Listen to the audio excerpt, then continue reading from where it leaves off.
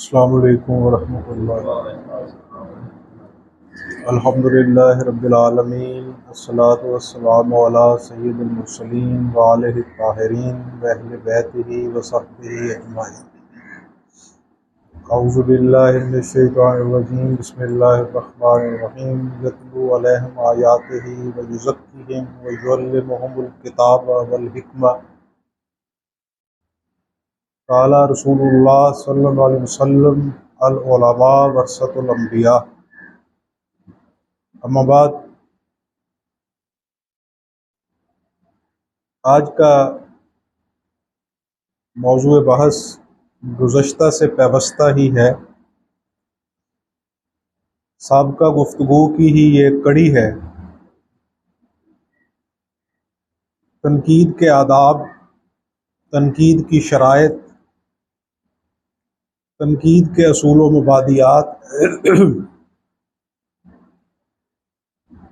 आदाब की हकीकत, ज़रूरियात आदाब, ये सब मबाहिस हम ज़ेर बहस लाए।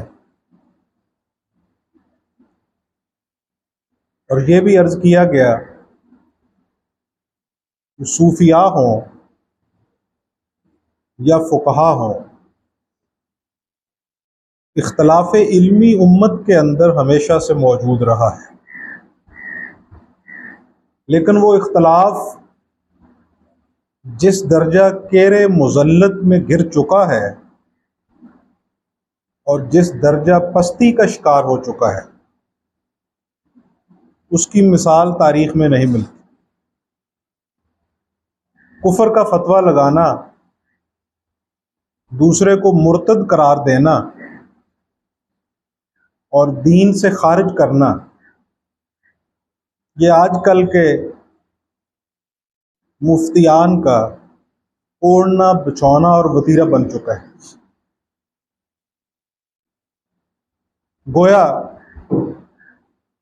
उनके ये दाएं हाथ का खेल है कि वो किसी को भी दायरा दीन से खारिज करार देते।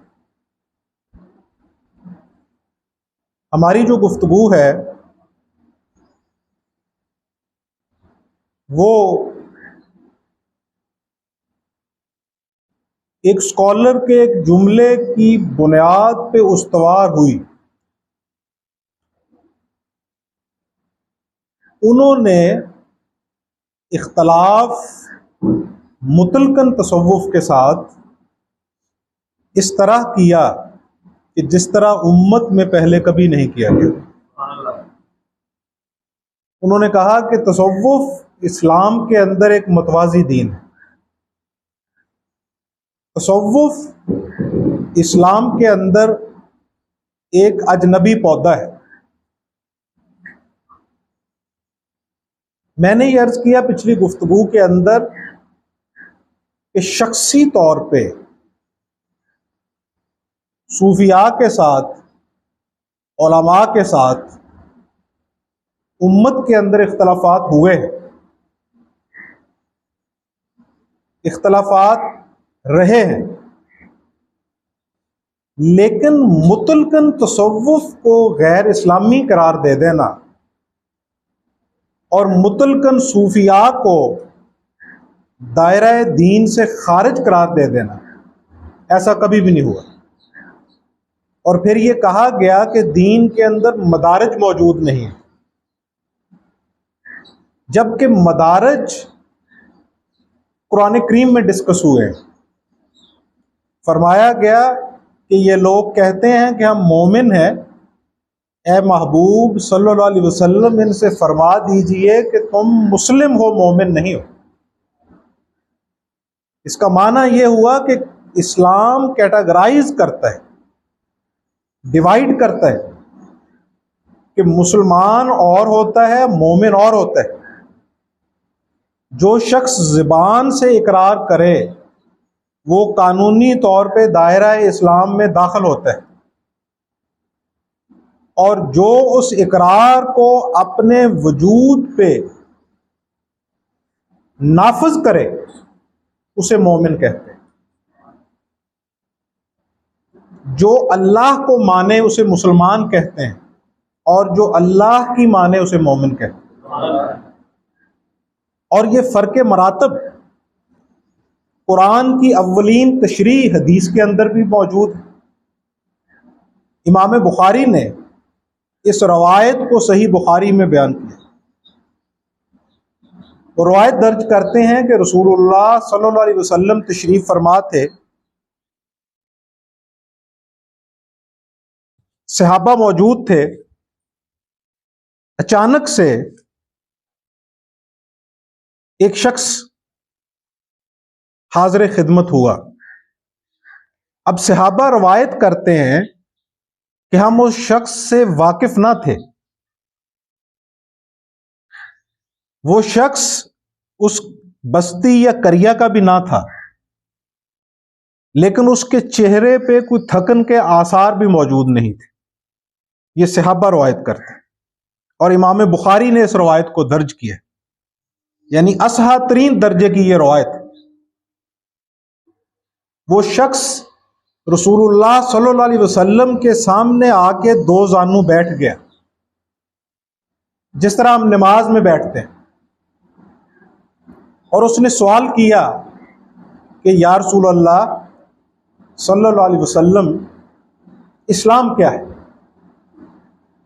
आपने इरकान इस्लाम बयान फरमा दिए, फुरुआत बयान फरमा दिए। फिर उस शख्स ने सवाल किया कि या रसूलल्लाह ईमान क्या है? आपने इल्मुल अकायद का पूरा ढांचा उसके सामने रखा। ला नुफर्रे को बैन अहदिम मिन रुsul, मुतलकन रिसालत, मुतलकन तौहीद, मुतलकन बास बादल मौत, क़यामत, इन तमाम चीज़ों को दर्जा तयक्कुन पे मानना, आपने इरशाद फरमाया कि ये ईमान है। अब सवाल ये है कि अगर इस्लाम के अंदर फ़र्क मरातब नहीं है, इस्लाम के अंदर फ़र्क मदारज नहीं है, तमाम लोग एक ही दर्जे पे हैं, तमाम लोग बराबर हैं इस बुनियाद पे। देखिए, अगर दीन दुनियावी स्टेटस की नफी करता है, दुनियावी तफाखर और किबर को मादूम करता है, दुनियावी तफावत और तफर्रुकात को तस्लीम नहीं करता है, तो उसके साथ साथ वो अपने भी पैमाने अता करता है। अगर वो ये कहता है कि सब लोग बराबर हैं, किसी गोरे को काले पे फौकियत नहीं, किसी अरबी को अजमी पे फौकियत नहीं, तो साथ कुरान ये भी कहता है कि आलिम और जाहिल बराबर नहीं, आलिम और हकीम बराबर नहीं, आम आदमी और मोमिन बराबर नहीं, और मोमिन और सिद्दीकीन और शुहदा बराबर नहीं, शुहदा और सिद्दीकीन और अंबिया बराबर नहीं। कुरान कहता है कि हमने उनमें से भी बाज को बाज के ऊपर फजीलत दी। वो अपने पैमाने देता है। दीन दुनियावी स्टेटस और तफाखुर की नफी करने के साथ साथ अपना पैमाना अता करता है कि दीन के नजदीक तुम में से बड़ा वो है जिसके पास तकवा तुम में से ज्यादा है, जो साहिब तकवा है। अब देखिए, ये हदीस इस जगह पे इख्तिताम पजीर नहीं होती, फिर आगे बढ़ती है। वो पहला सवाल करता है कि या रसूलल्लाह इस्लाम क्या है, दूसरा सवाल करता है कि ईमान क्या है। आप बयान फरमाते हैं इस्लाम ये है, फिर आप इरशाद फरमाते हैं कि ईमान ये है। वो तीसरा सवाल करता है कि या रसूलल्लाह सल्लल्लाहु अलैहि वसल्लम एहसान क्या है। अब अगर इस्लाम ही कफायत करता है, जिस तरह के ये आजकल के हजरात और स्कॉलर्स और जदीद मुफक्किरीन कहते हैं कि ये सूफिया के मरातब, ये औलिया के मदारज, ये वलायत, ये दरवेशी, ये तसव्वुफ, ये कुतुबियत, ये अब्दालियत, ये गौसियत, ये कलंदरियत, ये कुछ भी नहीं है। वो जरा इस हदीस के ऊपर गौर करें कि एक ही जगह पे या एक ही सवाल पे कफायत क्यों ना की गई। जब उस शख्स ने यह सवाल किया कि इस्लाम क्या है, चले मान लिया अजराह तनज़ुल कि उस शख्स ने दोबारा सवाल किया कि या रसूलल्लाह ईमान क्या है, तो आप इरशाद फरमाते कि बात यह है कि जब मैंने इस्लाम बयान कर दिया तो ईमान भी इसी में आ गया। आप इरशाद फरमाते कि जब मैंने इस्लाम बयान कर दिया तो इसी पे कफायत करो, आगे तो बढ़ने की जरूरत ही नहीं है। अहादीस का जखीरा भरा पड़ा है फर्क मदारज और फर्क मरातब पे। रसूलुल्लाह सल्लल्लाहु अलैहि वसल्लम ने इरशाद फरमाया ईमान नंगा है, अब उस पर कफायत नहीं की। इस्लाम क्या है, ईमान क्या है? रसूलुल्लाह सल्लल्लाहु अलैहि वसल्लम फरमाते हैं कि ईमान नंगा है और इसका लिबास तकवा है, इसको तकवे का लिबास पहनाओ। इसका माना यह हुआ कि ईमान भी कफायत नहीं करता। कुरान के अंदर या अय्युहल्लज़ीना आमनू आमिनू 20 आयात मौजूद हैं, दर्जनों तखातुम मौजूद हैं, जिनके अंदर अल्लाह इरशाद फरमाता है ए ईमान वालो ईमान लाओ। ईमान वालों से कहा जा रहा है ईमान लाओ, यानी कफायत नहीं की। आमनुत्तकुल्ला, ए ईमान वालो तकवा अख्तियार करो, यानी ईमान भी है उनके पास और उन्हें कहा जा रहा है कि तुम भी तकवा अख्तियार करो। इसका माना यह हुआ कि ईमान के मरातब नाकाबिले इख्तिताम हैं, उनकी कोई हद मुख्ततिम नहीं है। ईमान के ही तो वो मरातब हैं जिनके ऊपर अंबिया भी फायज, ईमान के ही वो मरातब हैं जिनके ऊपर रसूल भी फायज होते हैं। और ईमान का इस आलम कायनात और आलम मरातब और आलम तायुनात का वो आखिरी मर्तबा है जिसके ऊपर सरकार दो आलम सल्लल्लाहु अलैहि वसल्लम फायज, वो भी ईमान का ही मर्तबा है, लेकिन वो आखिरी मर्तबा है, उससे ऊपर कोई मर्तबा नहीं। बाद अज खुदा बुजुर्ग तुई, किस्सा मुख्तसर। आपका मकाम वो मकाम है जहां पे सारे मकाम मेराज पे पहुंच गए, और आपका मर्तबा वो मर्तबा है कि जिस जगह पे सारे मरातब खत्म हो। आपने इरशाद नहीं फरमाया कि तुमने पूछा इस्लाम क्या है, तुमने पूछा ईमान क्या है, तो इसी पे कफायत करो। फिर वो शख्सियत दोबारा गोया होती है और पूछती है कि या रसूलल्लाह सल्लल्लाहु अलैहि वसल्लम एहसान क्या है? अहसन से है ये एहसान। रसूलुल्लाह सल्लल्लाहु अलैहि वसल्लम फरमाते हैं इबादत करे खुदा की गोया कि तू उसे देख रहा है। ये हदीस के लफ्ज इमाम बुखारी ने इसे दर्ज किया। इबादत करे खुदा की गोया कि तू उसे देख रहा है, और अगर तेरा ये मकाम नहीं तो कम अज कम तू इस दर्जे पे हो कि ये तसव्वुर करे कि वो तुझे देख रहा है। इसको मर्तबा एहसान कहा। अब अगर इस्लाम कफायत करता है तो ईमान चे माना दारत। अब इस्लाम भी मौजूद है, ईमान भी मौजूद है, तो फिर एहसान चे माना दारत, फिर एहसान की क्या जरूरत? लेकिन वो शख्सियत सवाल करती गई और रसूलुल्लाह सल्लल्लाहु अलैहि वसल्लम सवालात के जवाब इरशाद फरमाते गए। वो शख्सियत उठ के चली गई और जाते हुए उन्होंने अमन्ना व सदकना कहा कि या रसूलल्लाह आपने जो फरमाया है दुरुस्त फरमाया है। जब वो शख्सियत तशरीफ ले गई तो रसूलुल्लाह सल्लल्लाहु अलैहि वसल्लम ने सहाबा को मुखातब करते हुए इरशाद फरमाया कि तुम ये जानते हो कि ये शख्सियत कौन थी? सहाबा ने अर्ज किया कि या रसूलल्लाह अल्लाह और उसका रसूल ही बेहतर जानते, आप ही इरशाद फरमाएं। आपने इरशाद फरमाया कि ये हजरत जिब्रील अलैहिस्सलाम थे, तुम्हें तुम्हारा दीन सिखाने आए थे। अब इस हदीस ने दीन को 3 हिस्सों में मुनकसिम किया है। इस्लाम ये कानूनी कबूलियत है, दीन ये कल्ब की कबूलियत है। इकरारुम बिल लिसान ये इस्लाम है, तस्दीकुम बिल कल्ब ये ईमान है। लेकिन उस ईमान के अंदर इखलास पैदा करना, आमाल के अंदर इखलास पैदा करना, नीयत को साले बनाना, जिस तरह आपका रुख काबा की तरफ हो इसी तरह आपका दिल रब्बे काबा की तरफ हो, ये इखलास फिल अमल है। ये वो मर्तबा एहसान है। इसको एक मिसाल से समझिए। एक मजदूर काम कर रहा है और वो इस हालत में काम कर रहा है कि उसका मालिक सामने मौजूद है, और उसकी नज़र अपने मालिक के ऊपर मौजूद है, वो काम में कोताही नहीं करेगा, क्योंकि उसे मौजूद है कि उसे ये मालूम है कि मेरा मालिक सामने बैठा हुआ है और वो मुस्तहज़र है और मैं उसे मुशाहिदा कर रहा हूं। लेकिन कम अज कम अगर उसकी ये भी हालत हो कि वो ये समझे कि किसी पर्दे के पीछे से बैठ के मेरा मालिक मुझे देख रहा है, फिर भी वो कोताही नहीं करेगा।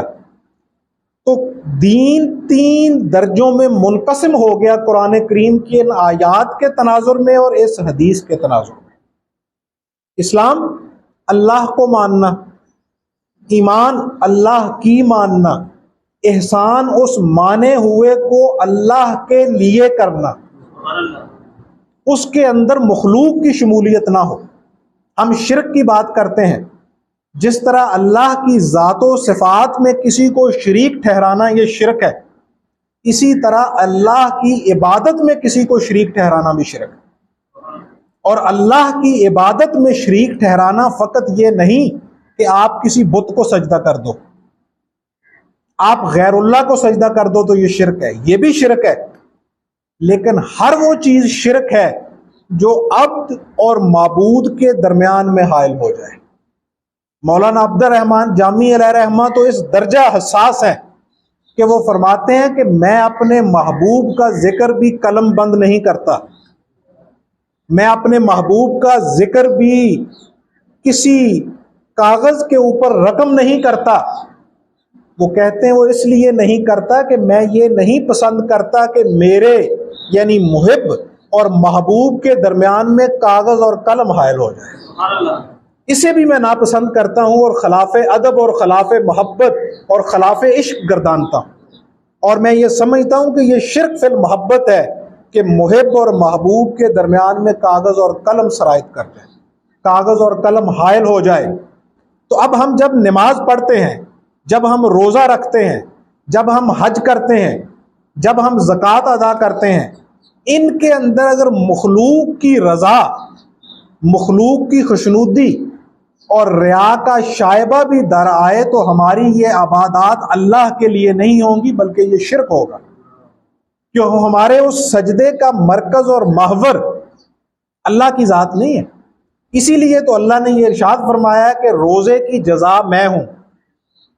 वो इसलिए फरमाया है कि रोज़ा खुफिया इबादत है, हर इबादत में रिया का शायबा मौजूद है, हर इबादत में दिखावा हो सकता है, लेकिन रोज़ा एक फ़कत वो इबादत है जो छुप के की जाती है।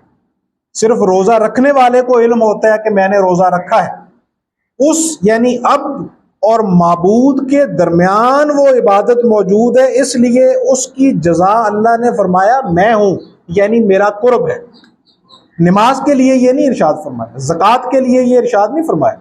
उनका सवाब, उनकी जज़ा, उनके मकामात वो अपनी जगह पे बजा, लेकिन रोज़े की इबादत को फ़ौकियत इसलिए दी गई है कि इसमें रिया का शायबा मौजूद नहीं। तो शिरक का ये भी एक पहलू है। चुनांचे इबादात हों या अकायद हों, उनके अंदर फ़र्क मरातब मौजूद है। एक आम आदमी की नमाज और एक वली अल्लाह की नमाज में ज़मीनों आसमान का फ़र्क। कुरान कहता है कि वो लोग हर वक्त इबादत में हैं, सोते भी, जागते भी, चलते भी, उठते बैठते भी। क्या हर शख्स की ये कैफियत है कि वो सो भी रहा हो और इबादत भी हो रही हो? वो कौन सी इबादत है? वो हालत इरफान की इबादत, वो इबादत है जिसके मुतल्लिक मौला अली उल मुर्तज़ा करमुल्लाह वजुल करीम ने अब्दुल्ला इब्ने अब्बास रजी अल्लाह अन्हुमा से फरमाया था कि आओ सोएं नमाज ईशा के बाद। उन्होंने कहा कि हजरत हमारे मुखालिफीन नवाफल पे नवाफल अदा किए जा रहे हैं। आपने इरशाद फरमाया आओ सोएं। जाहिल का इबादत करना उससे आरफ का सोना बदरजा बेहतर है, क्योंकि जाहिल इबादत में भी हालत जहल में है और आरफ सोए हुए भी हालत इरफान में है।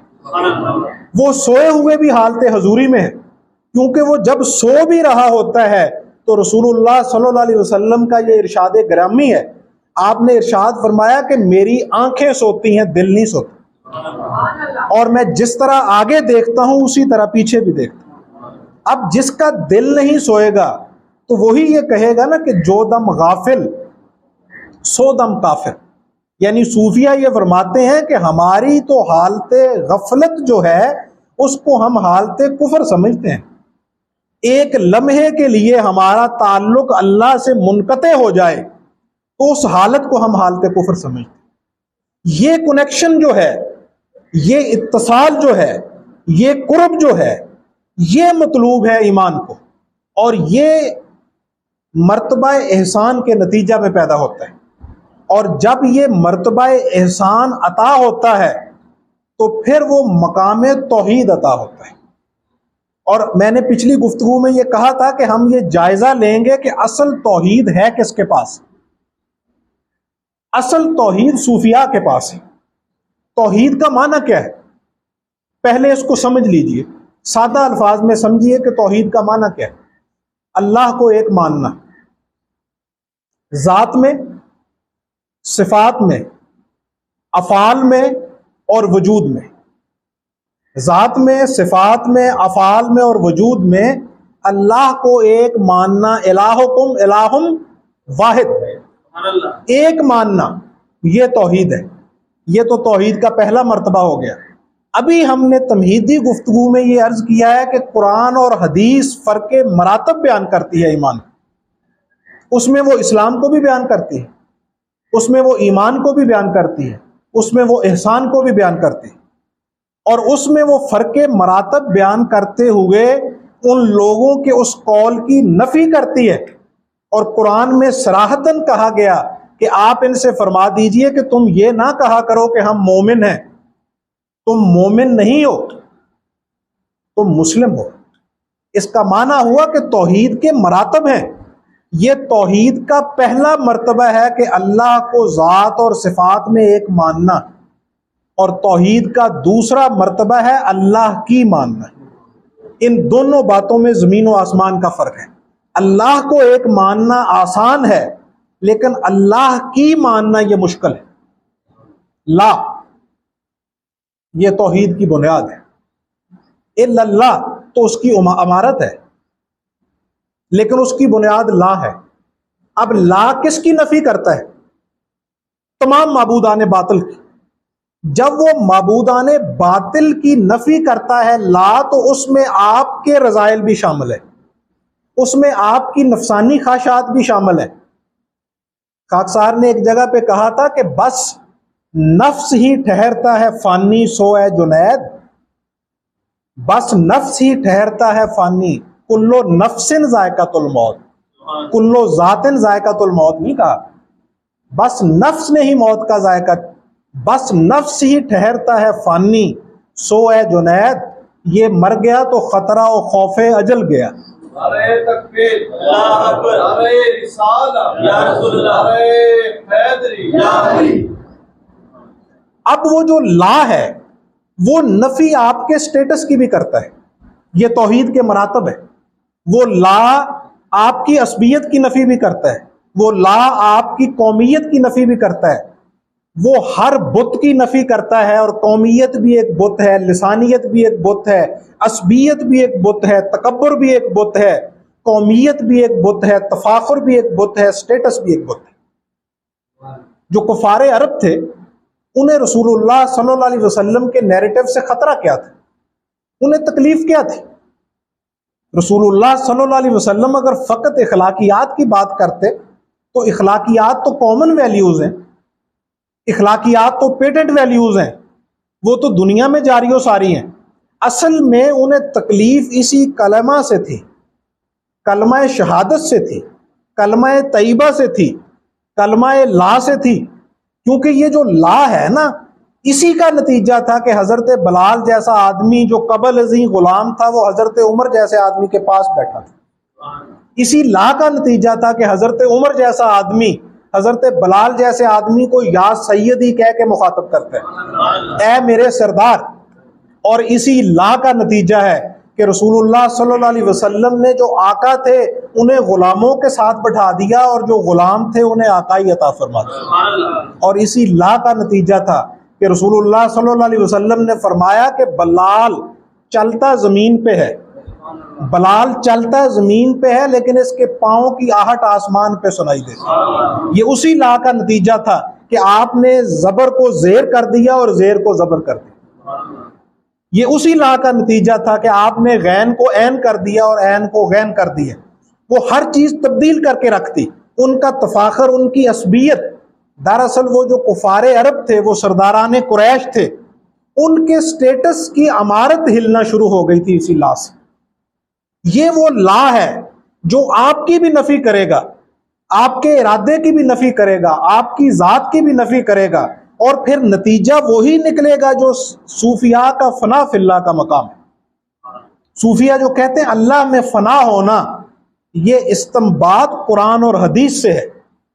दीन का तकाजा भी यही है। कुरान कहता है उदखुलू फिस्सिल्म काफ़ी, दीन के अंदर पूरे के पूरे दाखिल हो जाओ। जब आप दीन के अंदर पूरे के पूरे दाखिल होगे, मुझे बताइए, आप इस्लाम को कबूल करें, हमारा इस्लाम तो नस्बी है, हमारा इस्लाम तो रवायती है। असल इस्लाम की कबूलियत जो होती है वो शऊरी होती है। यानी हम मुसलमान इसलिए हैं कि मुसलमानों के घर पैदा हुए हैं, हमारे माँ बाप, हमारे बाप दादा, हमारे अबाओ अजदाद वो मुसलमान थे, इसलिए हम दायरा इस्लाम में हैं। लेकिन असल इस्लाम वो होता है जो आप शऊरी तौर पे कबूल करें। वो कौन सा इस्लाम होता है? जो सलमान फारसी ने किया था।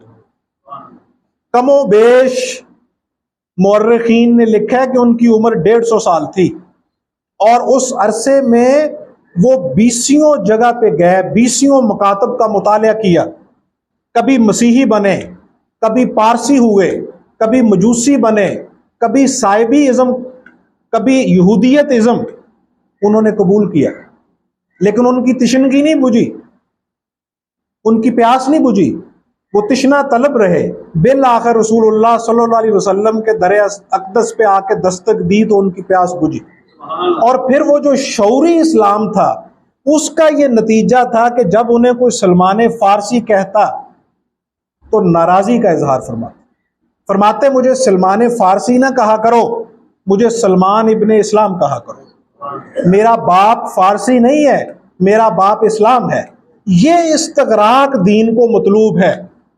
अब देखिए दूसरी बात कि जो सूफिया के मरातब है, क्या वही मुस्तंबित नहीं होते इस नुक्ते नज़र से? क्या जो सूफिया ने अपने मरातब बयान किए हैं या सूफिया ने अपने मकामात कशीद किए हैं, कुरान और हदीस के इस बयानिया और नैरेटिव से वो अखज़ नहीं होते? आप दीन में शऊरी तौर पे दाखिल हो गए।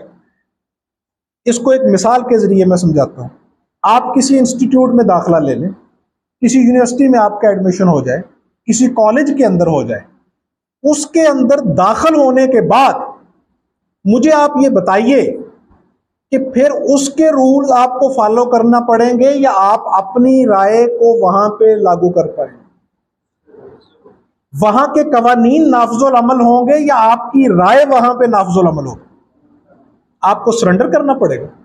आप आर्म्ड फोर्सेस ज्वाइन करते हैं, जो लोग फोर्सेस से रिटायर हैं या ऑन ड्यूटी हैं, उन्हें मेरी ये बात बखूबी समझ आ जाएगी कि आर्म्ड फोर्सेस के अंदर ये समझाया जाता है, ब्रीफ किया जाता है कि अगर आपका सीनियर आपसे कहे कि आसमान को हाथ लगाओ तो आप जवाब नहीं दे सकते, आप छलांगे मारना शुरू कर दो।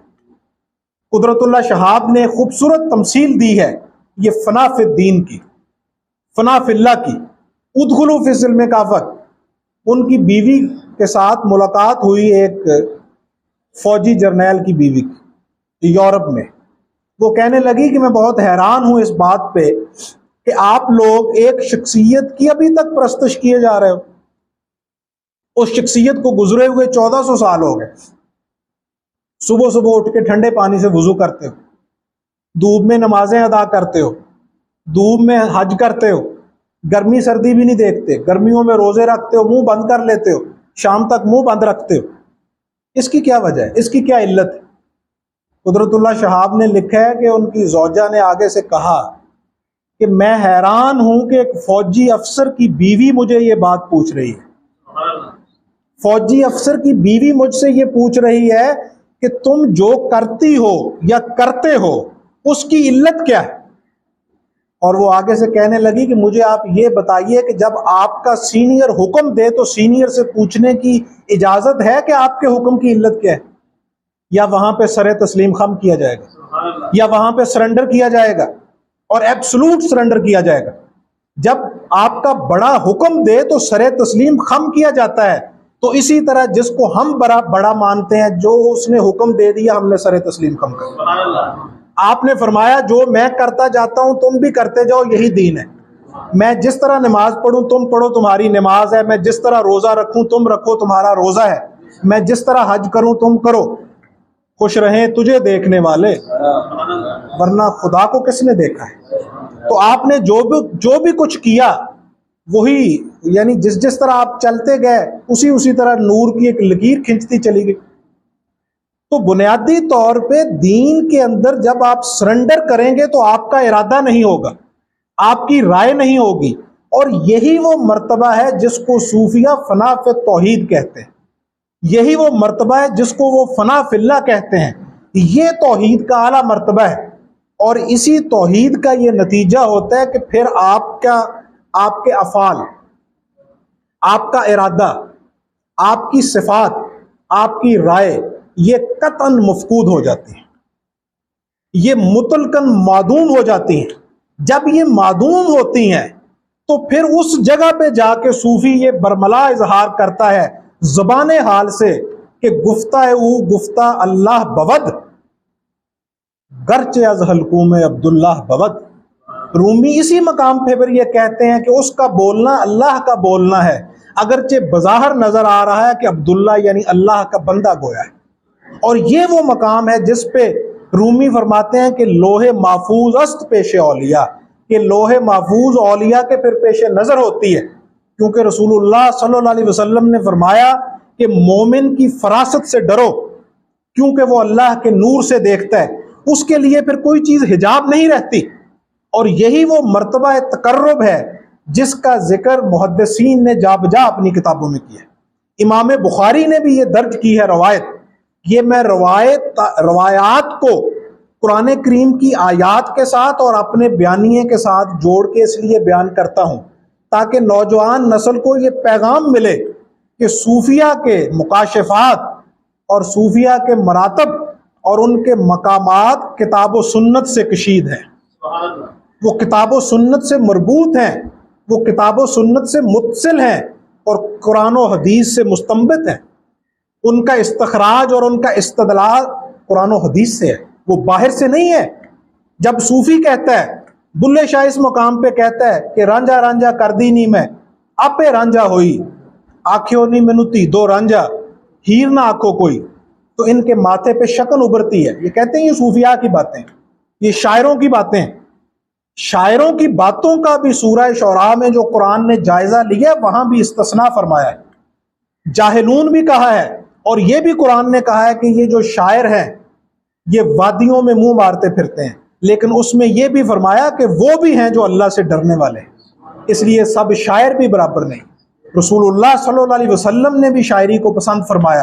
हसन बिन साबित को खुद आपने मिंबर पे बैठा के बराजमान फरमा के इरशाद फरमाया कि नात पढ़ो, वो शायरी थी। आपके सामने मुआहदीन जो शुरा थे कबाइले अरब के, रसूलुल्लाह सल्लल्लाहु अलैहि वसल्लम की बेइज्जती ज़ाहिरी से पहले के, उनके शेर आप खुद समात फरमाया करते। एक रावी रवायत करता है कि मैंने एक दफ़ा लबीद के गालिबन अशार पढ़ना शुरू किए, मैंने एक शेर पढ़ा, आपने फरमाया और पढ़ो। वो फरमाते हैं कि मैंने फिर एक और शेर पढ़ा, आपने फरमाया और पढ़ो, फिर उसने और पढ़ा। रवायत के अल्फाज हैं कि हत्ता कि मैंने उस शायर के 100 अशार सुनाए और रसूलुल्लाह सल्लल्लाहु अलैहि वसल्लम ने समात फरमाए और महजूज होते रहे। आपने फरमाया क्या खूब इस शायर ने कहा है कि अल्लाह के अलावा हर चीज बातिल है। आपने तारीफ फरमाई। इसलिए तमाम शायर भी बराबर नहीं है, अगरचे उनकी नफी भी मुराद है, लेकिन फिर भी उसमें तखसीस भी कुरान ने कर दी कि वो शायर जो अल्लाह से डरने वाले हैं, जो शायर साहिब तकवा हैं, वो इस दायरे में नहीं आते। शायरी बुनियादी तौर पे मजरूफ है, उसके अंदर आपने क्या डालना है यानी शायरी एक मजरूफ है और वो ज़र्फ पैमाना जो है जिसके अंदर आपने डालना है वो बयानिया है जिसके लिए आप शायरी करते। इकबाल ने ये कहा था, उनकी एक फारसी रुबाई है जिसका मफहूम मैं आपके गोश गुजार करता हूँ। इकबाल कहते हैं कि अगर कोई शख्स मुझे फ़कत शायर समझे और वो मेरा जायज़ा फ़कत शायर समझ के ले तो कल क़यामत के रोज़ मैं उसका गरीबान पकड़ूंगा। क्यों? वो कहते हैं मैंने कभी अपने आप को शायर नहीं समझा, मैं तो इस्लाम का अदना खादम हूँ, मैं तो मुसलमानों को उनकी खोई हुई जो मीरास है, उनकी जो खोई हुई लूटी हुई दौलत है वो वापस लौटाने आया। उसके लिए मैंने ज़रिया शायरी को बनाया है, उसके लिए मैंने अपना असलूब कलाम शायरी को मुतय्यन किया है, वरना मैं तो शायर नहीं हूँ, ना मैं शायरी पसंद करता हूँ। अब ये देखिए, बुल्ले शाह कहते हैं कि रांझा रांझा कर दीनी में आपे दी दो रांझा हुई, रांझा रांझा कर दीनी में आपे रांझा हुई, आख्यो नी मैनू धी दो रांझा। अब ये जो रांझा है ये क्या है? लताफत जुज कसाफत जलवा पैदा कर नहीं सकती, चमन जंगार है आईना बादे बहारी का। ये वो लतीफ पैराया है जिसको उन्होंने तमसील के अंदाज में समझाया। अब सुनिए हदीस और देखिए कि ये रूमी का शेर जिसमें वो फरमाते हैं गुफ्ता ऊ गुफ्ता अल्लाह बवद गर्चे अज हलकूम अब्दुल्लाह बवद, ये क्या इसी हदीस से मुस्तंबित नहीं है? इमाम बुखारी ने इस रवायत को बयान किया है। वो इरशाद फरमाते हैं कि रसूलुल्लाह सल्लल्लाहु अलैहि वसल्लम ने इरशाद फरमाया कि बंदा मोमिन जब कुर्बे नवाफल के जरिए मेरे करीब होता है, अल्लाह फरमाता है, हदीस कुदसी है, कुर्बे फराइज नहीं कहा, फराइज के जरिए नहीं, कुर्बे नवाफल कहा है, क्योंकि नफल का माना है जायद और ऐसी इबादत जिसको इंसान अपने इरादे से करे, और फर्ज उस इबादत को कहते हैं जिसका हुक्म हो, नफल उस इबादत को कहते हैं जो इंसान अपनी खुशनुदी से करे, खुश दिली से करे, और जो काम हम खुश दिली से करते हैं उसमें हमारी नीयत शामिल होती है, उसमें हमारा अंदर शामिल होता है, हमारा उसमें कल्बी रुझान शामिल होता है। इसलिए फरमाया कि उसका नतीजा ये है कि अल्लाह फरमाता है कि मैं उसका हाथ बन जाता हूं जिससे वो पकड़ता है। ये किसी आम हदीस की किताब की रवायत नहीं है, इमाम बुखारी ने इसको हदीस बुखारी सही बुखारी के अंदर दर्ज किया। अब देखिए कि ये सूफिया का कलाम या सूफिया का फना फे तौहीद का नजरिया और फना फिल्ला का क्या इसी किताबो सुन्नत के पैराडाइम से मुस्तंबित नहीं है? फरमाया उसका मैं हाथ बन जाता हूं जिससे वो पकड़ता है। अब अल्लाह हलूल तो कर नहीं सकते, अब हाथ बना तो बाजू क्या है? वो बाजू किसका है? फिर फरमाया मैं उसकी आंख बन जाता हूं जिससे वो देखता है, उसकी जुबान बन जाता हूं जिससे वो बोलता है, उसके पांव बन जाता हूं जिससे वो चलता है। अब मुझे ये बताइए कि इस मकामे कुर्ब पे फिर वो बंदा मोमिन जो है उसका अपना क्या बाकी बचा? उसका अपना कौन सा उज़्व, उसका अपने कौन से ज्वारे, उसके अपने अफाल वो किस दर्जा पे बाकी होंगे? वो तो ऐनुल्लाह हो गया, क्योंकि युदुल्लाह कह दिया, वजहुल्लाह कह दिया, तो फिर इस मकाम पे क्या उसकी जुबान से निकले हुए अल्फाज गुफ्ता ऊ गुफ्ता अल्लाह बवद गर्चे अज हलकूम अब्दुल्लाह बवद का मजहर न ठहरे? तौहीद सीखनी है तो सूफिया से सीखिए। अब देखिए फर्क मरातब, आम आदमी उस दर्जे का मुकल्लफ नहीं है जिस दर्जे के सूफिया मुकल्लफ है, जिस दर्जे के औलिया मुकल्लफ हैं। बिशर हाफी की बहन ने इमाम अबू हनीफा से फतवा पूछा था कि इमाम साहब मैं जिस छत पे हूं उसके सामने वाले चुबारे से रोशनी आती है छिन छिन के दिए की, उस रोशनी में बैठ के मैं सूत काटती हूँ, उससे कपड़ा बुना है, क्या मैं वो फरोख्त कर सकती हूँ? इमाम अबू हनीफा रहमतुल्लाह अलैह ने इरशाद फरमाया कि अम्मा जान अपना तारुफ करवाएं, आप कौन है, तारुफ के बाद फिर फतवा दिया जाएगा। उन्होंने कहा कि मैं बिशर हाफी की बहन हूँ। इमाम अबू हनीफा ने फरमाया कि अम्मा जान फिर ये आपके लिए जायज़ नहीं है, क्योंकि आप एक वली अल्लाह की बहन है। वली अल्लाह की बहन के और तकाजे हैं, क्योंकि वली अल्लाह मुकल्लफ और चीज़ों का है, आम आदमी उन चीज़ों का मुकल्लफ नहीं है। अलीउल मुर्तज़ा करमुल्लाह वजुल करीम फरमाते हैं आम आदमी पूरी रात गुनाह के ख्याल में मुस्तगरक रहे, मलाइका उसके ख्याल को कभी नहीं लिखेंगे जब तक कि वो गुनाह कर न ले। अमलन न कर ले, नहीं लिखेंगे। लेकिन अलीउल मुर्तज़ा करमल्ला वजुल करीम फरमाते हैं कि अगर गुनाह का ख्याल सिद्दीकीन और औलिया को आए तो ख्याल भी लिखा जाता है। आम आदमी और औलिया में इतना फ़र्क है मरातब का। और फिर मौला अलीउल मुर्तज़ा करमल्ला वजुल करीम फरमाते हैं कि जो अंबिया हैं उनको ख्याल तो दूर की बात, उनको गुमान पे भी पकड़ है, तर्के औला पे भी पकड़ है, क्योंकि वो गुमान से भी मुबर्रा हैं, वो गुनाह से भी पाक है। लेकिन जो तर्के औला है और गुमाने बईद है, मौला अलीउल मुर्तज़ा करमुल्ला वजुल करीम फरमाते हैं कि अगर वो उसमें भी कभी मुब्तला हो जाएं तो उस पर भी उन्हें पकड़ है। जिस तरह के कुरान करीम में हज़रत यूनुस अलैहिस्सलाम का वाक़या है, हज़रत आदम अलैहिस्सलाम की तौबा का वाक़या है, हज़रत नूह अलैहिस्सलाम के अपने बेटे के साथ मकालमा है, हज़रत लूत अलैहिस्सलाम का अपनी बीवी के हवाला से हुक्म है। ये जो जितने अंबिया के कुरान करीम ने वाक़यात बयान किए हैं, ये उम्मत की इसलाह के लिए है। खुदा ना खास्ता वो अंबिया गुनाह में नहीं मुब्तला हुए, वो फ़कत तर्क औला था कि उन्होंने आला के लिए एक अदना फेल कर लिया। ये फ़र्क है आम लोगों का। तौहीद सूफ़ी से सीखिए। सूफ़ी की और आम आदमी की तौहीद में इतना फ़र्क है कि ज़मीन और आसमान का फासला भी कम। आप किसी शख्स से मदद तलब कीजिए, यह तौहीद के मुनाफी नहीं है, ये शिरक के दायरा में नहीं है। अगली नशिस्त में अल्लाह ने चाहा तो हम शिरक पे गुफ्तगू करेंगे, शिरक के अवामल, उसके असूल व मुबादियात और शिरक की हकीकत क्या है। आम आदमी किसी शख्स से मदद तलब करे, ये शिरक नहीं है। अगर यादा करे, आपने किसी को कोई काम कहा है, दोबारा दोहरा के उसे याद करवा दें तो दीन कहता है ये भी शिरक नहीं है। तीसरी दफ़ा भी कहा जा सकता है। उसके बाद अलबत्ता दीन ये कहता है कि ये चीज़ अब जाके, यानी ये शिरक तो नहीं है लेकिन वकार के मुनाफी है। जो इंसानी वकार है, आपकी जो इज्जत व तौकीर है, इसके मुनाफी है कि आप किसी को बार बार कहें। लेकिन सूफिया ने क्या कहा है? सरखैले सूफिया, उन्होंने मुतफिकुन अलैह ये बात लिखी है, यानी ये जो मैं बात कहने लगा हूं ये मुतफिकुन अलैह बात है। सूफिया कहते हैं कि सूफी के लिए किसी को कोई काम एक दफा कहना मबा है, मुस्तहसन नहीं है। फकीर के इस जुमले पे गौर करें, क्या कहा है सूफिया ने? सूफी का, वली अल्लाह का किसी को काम कहना, दुनियावी काम कहना मुबा है। मुबा का माना होता है जायज है, मुस्तहसन नहीं है, यानी जायज है, अच्छा नहीं है। क्यों अच्छा नहीं है? वो कहते हैं कि सूफी का काम अल्लाह के साथ है, उसने जो भी कहना है अल्लाह को कहे, जो भी मांगना है अल्लाह से मांगे। फिर अल्लाह भेजे अपनी मखलूक को, अल्लाह असबाब पैदा करे, अल्लाह फरिश्तों के जरिए करे, अल्लाह मखलूक के जरिए करे। जो भी कुछ कहना है वो फकीर अल्लाह है, वो अल्लाह का फकीर है, वो अल्लाह से कहे, अल्लाह अपनी मखलूक से कहे। और फिर आगे सूफिया कहते हैं कि तसव्वुफ में, फकीरी में एक वो दर्जा भी है फकीर अल्लाह का, जब वो फनाफ तौहीद के मकाम पे होता है, मुस्तगरक हो जाता है। वो कहते हैं कि उस मकाम पे मखलूक को कहना भी मबा नहीं बल्कि ऐने कुफ्र है, हराम मुतलक है। वो कहते हैं पहला दर्जा, उसमें वो कहते हैं मबा है और मुस्तहसन नहीं है।